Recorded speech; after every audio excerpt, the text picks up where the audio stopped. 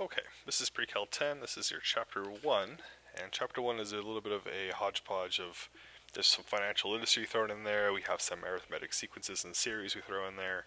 It's all from kind of the last few years collected together.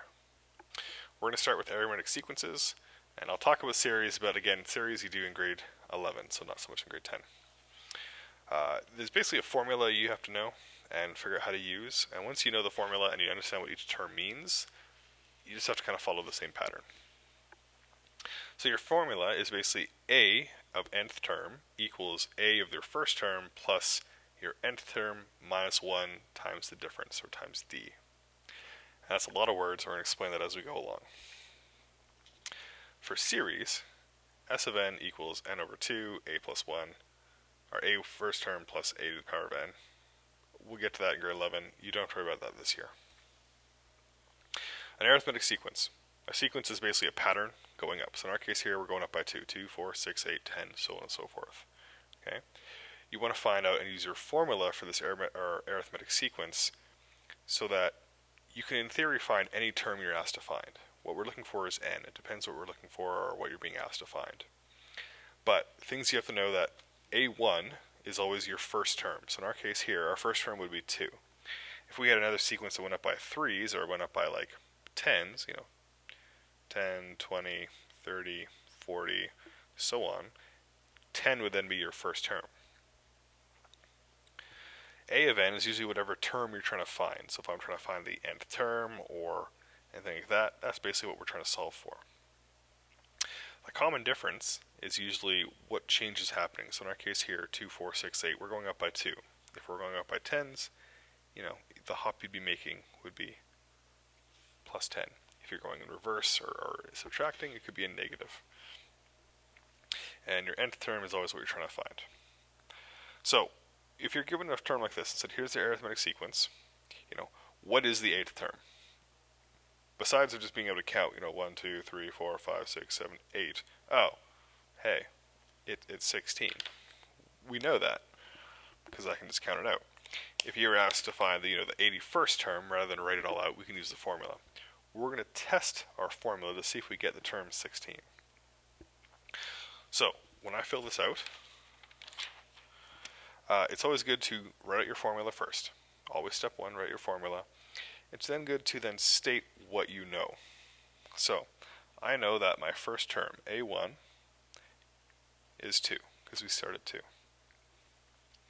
I know that the difference is we're changing by 2. I'm trying to find the nth term, in our case here, my 8th term, so n equals 8. And really, I'm trying to find out what that term is, a of n. What is that? A of n, we don't know. If I fill in my formula for each of these terms, I'm going to have my unknown, a of n, equals my first term, 2, plus n, which is 8, minus 1, times our difference, which is 2. Now you're just going to basically follow bedmass rules. 8 minus 1, because it's in brackets, we'll do that first. 8 minus 1 is 7 times 2. 7 times 2 is 14. So 2 plus 14, and last but not least, we know that 2 plus 14 gives us 16, which we know is already correct, so we're good to go. The formula works great if you're trying to find a certain point in a sequence. I can ask you other information if I give you some points, and I say, okay, what is your first term if I've given you the 10th term, which is 80, and I give you the common difference, which says 4. So again, we start with our formula, and it's good to fill out everything we know. We don't know the first term, that's what we're trying to find. We know that we're dealing with our 10th term for n. We also know then that the 10th term is 10, our 10th term equals 80. So we're going to put 80 in for a of 10. And our common difference is 4. We then start filling in our formula. So 80 equals, we don't know what our first term is, plus 10 minus 1 times our common difference, which is 4. Using some algebra, 10 minus 1 is going to be 9 times 4.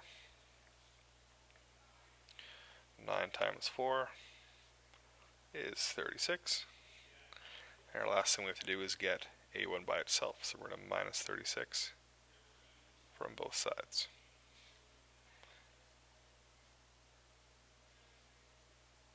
We know that 80 minus 36 is 44. So this whole sequence starts at 44. Again, when it comes to arithmetic sequences, you're basically just going to start with what you know, fill in your formulas, think about what you understand, and follow through from there. So, for this one, I'm going to give you the following arithmetic sequence. It goes 3, 7, 11, 15, 19, 23. I want you to find out what the 10th term is. I want you to use the formula and show me how you're doing it. You could write out the rest of it to check your answer, but I won't take that as an answer. I want to see you using the formula, please. Question 2 is, what is the first term, similar to our second question, if the 7th term is 81 and has a common difference of 6? So again, you can almost follow the second question like a T, and you should be good to go. If you have any questions or concerns, I will be online Tuesdays and Thursdays for help. Good luck.